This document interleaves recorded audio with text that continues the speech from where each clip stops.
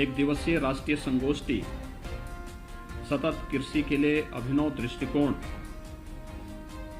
कि आज के इस कार्यक्रम में उपस्थित उत्तर प्रदेश सरकार में मेरे वरिष्ठ सहयोगी कृषि मंत्री श्री सूर्य प्रताप शाही जी, विभाग के राज्य मंत्री सरदार बलदेव सिंह ओलख जी, विभाग के अपर मुख्य सचिव श्री देवेश चतुर्वेदी जी, अध्यक्ष उत्तर प्रदेश कृषि अनुसंधान परिषद कैप्टन विकास गुप्ता जी, उप महानिदेशक प्रसार आईसीआर डॉक्टर ए के सिंह जी, महानिदेशक उपकार डॉक्टर संजय सिंह जी, आज के इस कार्यक्रम में उपस्थित देश भर से आए हुए कृषि वैज्ञानिक और हमारे सभी प्रगतिशील अन्नदाता किसान बंधु, मीडिया के प्रतिनिधिगण और उपस्थित भाइयों बहनों, मैं सबसे पहले उत्तर प्रदेश कृषि अनुसंधान परिषद उपकार के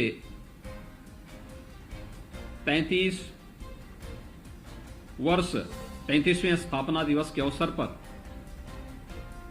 इस संस्थान से जुड़े हुए सभी वैज्ञानिकों को, सभी पदाधिकारियों को हृदय से बधाई देता हूं। 33 वर्षों की एक शानदार यात्रा किसी भी संस्था की अपनी उपलब्धियों के मूल्यांकन का एक अवसर होता है और मैं इस अवसर पर धन्यवाद दूंगा कैप्टन विकास गुप्ता जी को और डॉक्टर संजय सिंह जी को कि उन्होंने अपने स्थापना दिवस के अवसर पर आज के एक ज्वलंत मुद्दे को ध्यान में रखकर के कृषि वैज्ञानिकों की इस एक दिवसीय संगोष्ठी के साथ अपनी स्थापना दिवस के इस कार्यक्रम को प्रदेश की राजधानी लखनऊ में आयोजित कर रहे हैं। मैं इसके लिए उपकार के अध्यक्ष और महानिदेशक को हृदय से धन्यवाद देता हूं।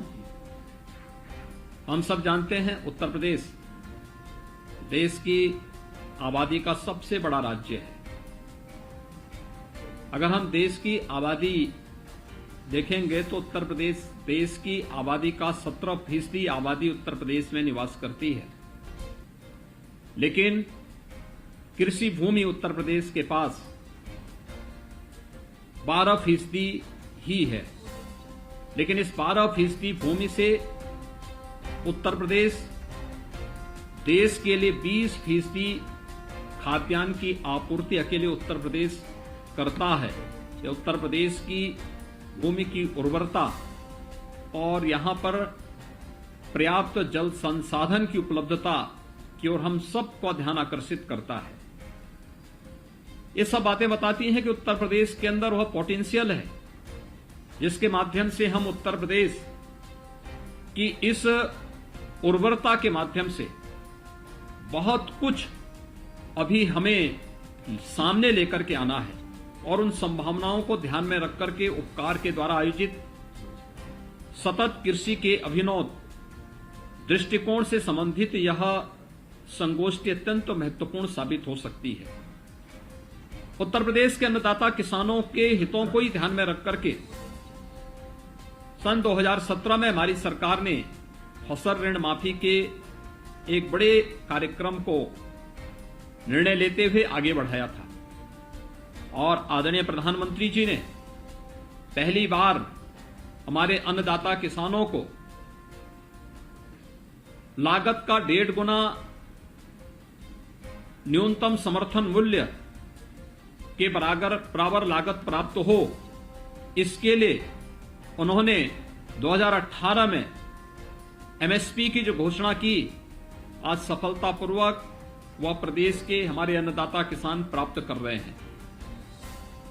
रिकॉर्ड मात्रा में खाद्यान्न का उत्पादन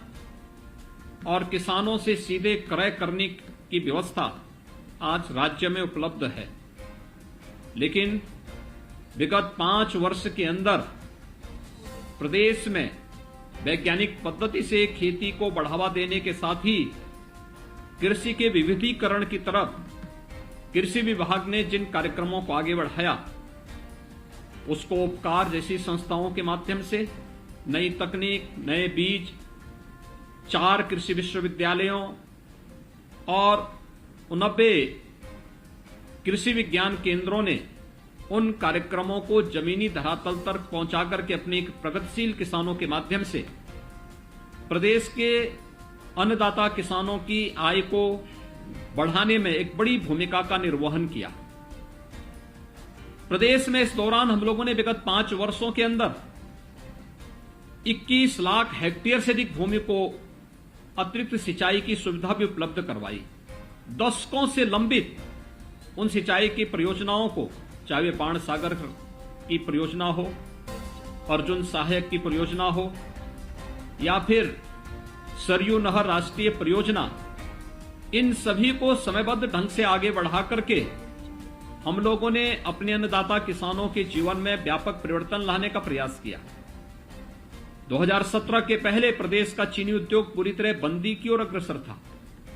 लेकिन विगत 5 वर्ष के अंदर बंद पड़ी चीनी मिलों को व्यवस्थित रूप से संचालित करने,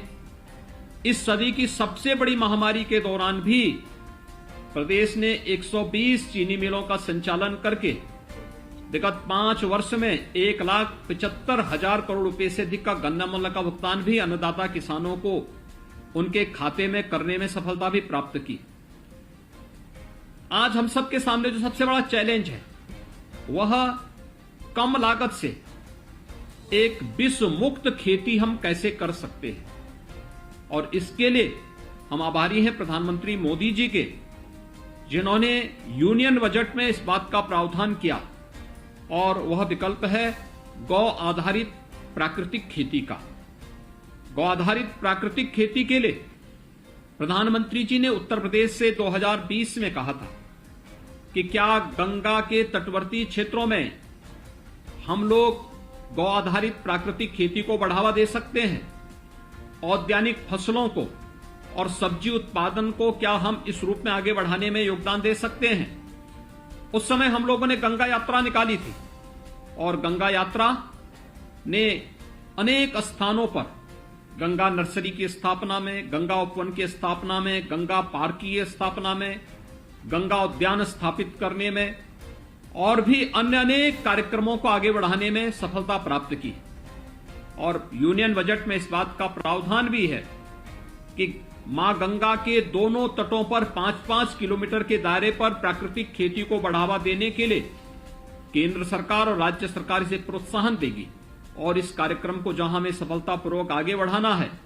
वहीं प्रदेश के अंदर राज्य सरकार ने अपने स्तर पर बुंदेलखंड के पूरे क्षेत्र को प्राकृतिक खेती के लिए चयन का एक महत्वपूर्ण माध्यम भी बनाया है। प्राकृतिक खेती कम लागत में अच्छा उत्पादन और विष मुक्त खेती को बढ़ावा देने का एक महत्वपूर्ण माध्यम है। और इस महत्वपूर्ण माध्यम को आगे बढ़ाने के लिए मैं आप सभी उपस्थित कृषि वैज्ञानिकों का आह्वान करूंगा कि वे सभी इस अभियान के साथ जुटेंगे तो न केवल